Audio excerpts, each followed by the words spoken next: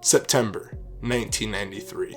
The defending Super Bowl champions, the Dallas Cowboys, are about to start their season without the best player in football. Emmitt Smith wants a new contract.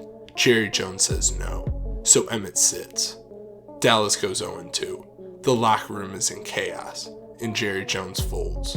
4-year deal, $13.6 million, highest paid running back in football. Because in 1993, you could not win without your star running back, period. Now, fast forward to the summer of 2023. 3 Pro Bowl running backs, Saquon Barkley, Josh Jacobs, and Tony Pollard, all are franchise tagged. None of them can get a long-term deal. Meanwhile, Dalvin Cook, a Pro Bowler 1 year earlier, gets cut. Ezekiel Elliott, the guy who once signed for $90 million, gets cut. Both of them were in their 20s. In 30 years, the NFL went from "we will lose every game with our running back" to "we would rather release a Pro Bowler than pay him." So what happened? How did the most important position in football become the most disposable? There was a time when the running back was football. Not the quarterback, not the wide receiver, the running back. Think about the biggest names in NFL history. The ones your dad talked about. The ones that made you fall in love with the game. Jim Brown, Walter Payton, Barry Sanders, Emmitt Smith. For decades, running backs weren't just the engine of the offense.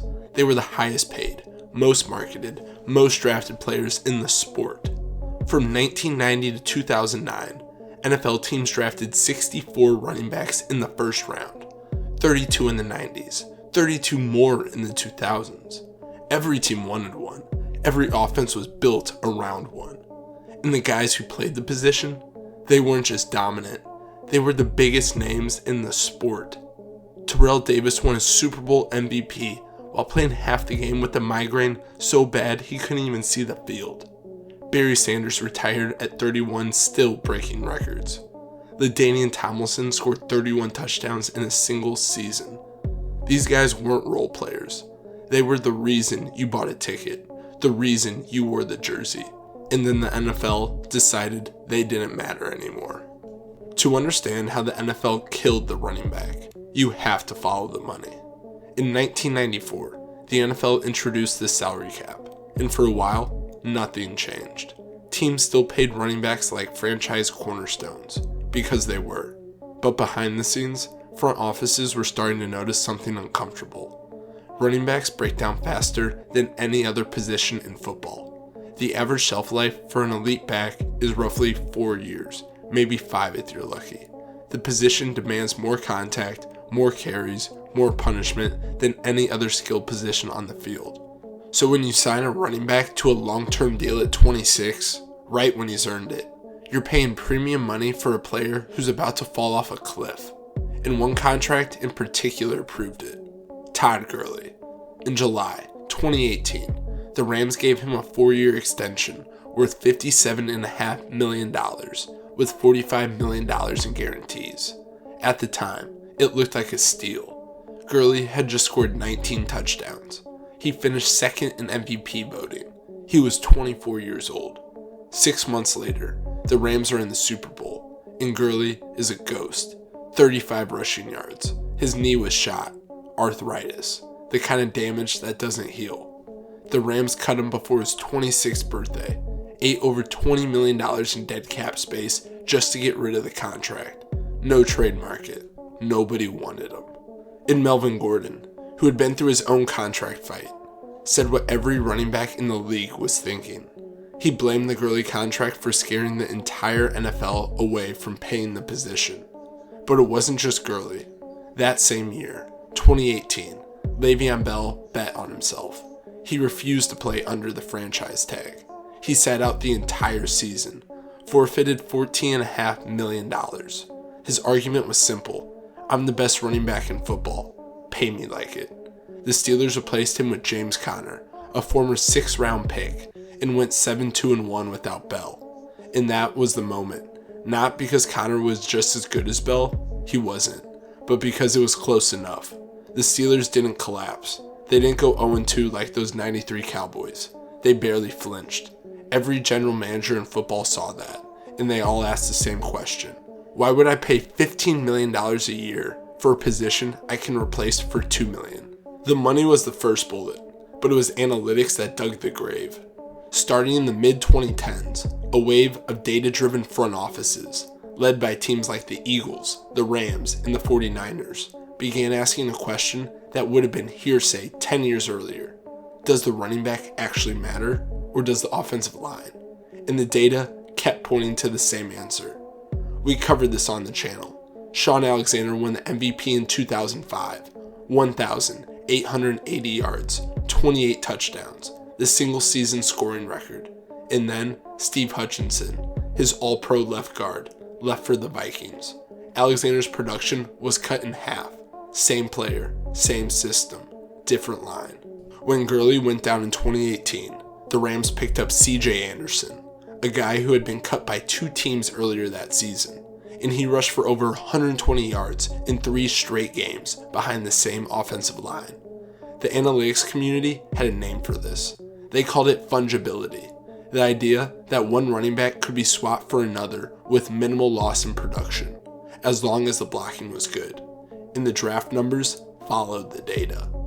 32 first-round running backs in the 90s, 32 in the 2000s, 15 in the 2010s, and in the first half of the 2020s, 5.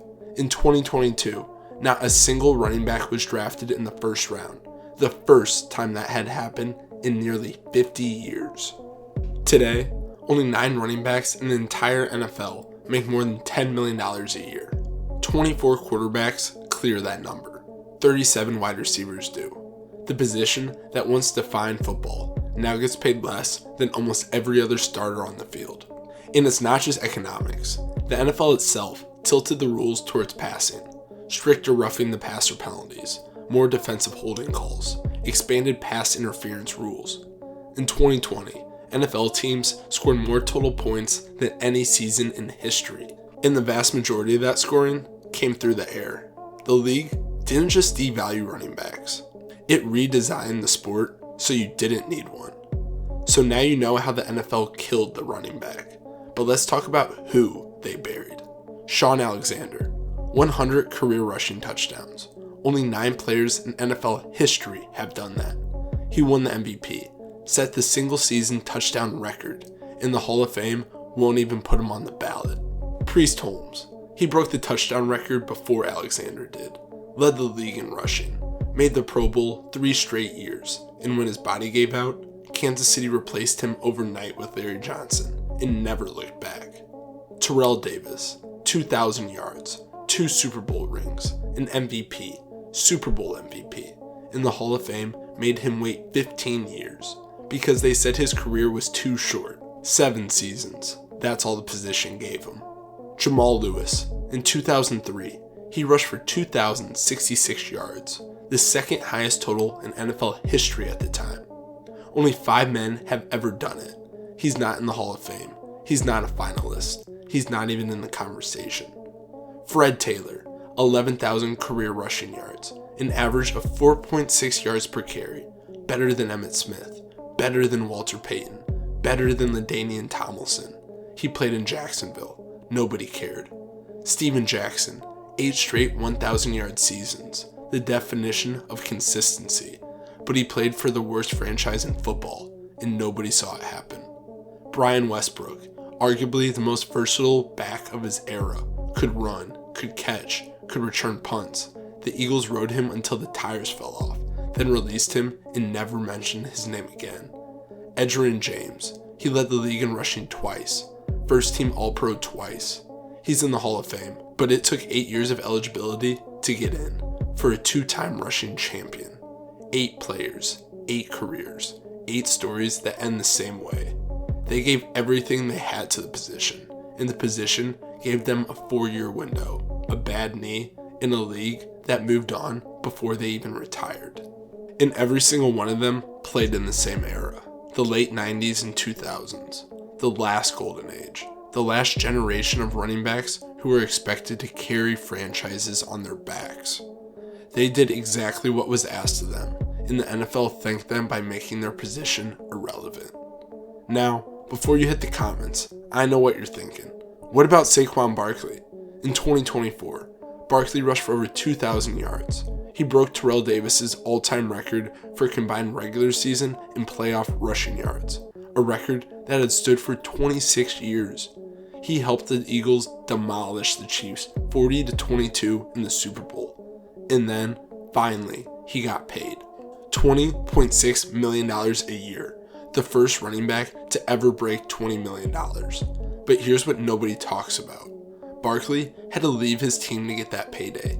The New York Giants, the franchise that drafted him second overall, let him walk in free agency rather than pay him. He had to go to a division rival just to prove what he was worth. And even after the greatest running back season in modern history, even after his Super Bowl ring, only 9 backs in the entire league make more than $10 million. The market didn't change. One player escaped. The system stayed exactly the same. Barkley didn't disprove the NFL's war on the running back. He survived it. The NFL didn't kill the running back with one decision. It was 1,000 small ones. A salary cap that made them expendable. Analytics that called them replaceable. Rule changes that made the passing game king. And a Hall of Fame that punishes the position for having a short shelf life, then turns around and says their careers weren't long enough. And the worst part? The guys who paid the price aren't the ones who made these decisions. Shaun Alexander didn't choose to have his guard leave. Terrell Davis didn't choose to tear his ACL. Priest Holmes didn't ask to be run into the ground.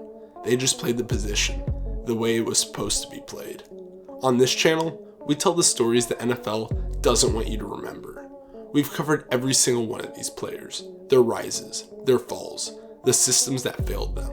But today, I want to step back and connect the dots, because these aren't just 8 separate stories. They're one story. The story of a league that built its empire on the running back, and then burned the position to the ground the moment the spreadsheet said they could. Alright, I want to hear from you. Who was the most disrespected running back in NFL history? And do you think the position will ever come back, or is the golden age gone for good? Drop it in the comments.